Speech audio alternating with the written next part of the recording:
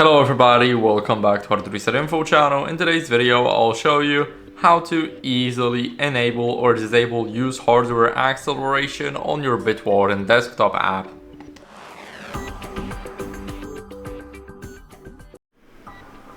So first, what you guys want to do is go over to the file in the top left corner and now go over to settings. You guys can also enter the settings by clicking Ctrl plus comma.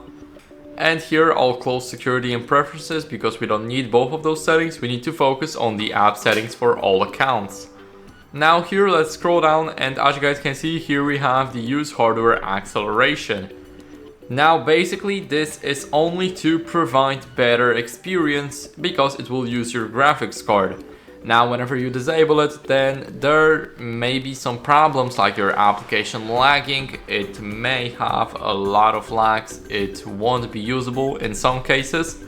So I recommend keeping it on, but you guys can try and test it out on yourself. Now as you guys can see, restart is required, so make sure that you restart your app or PC after changing the setting. So that's it. I hope this video helped you. If it did, then leave a like, subscription and a comment, and I'll see you in the next one.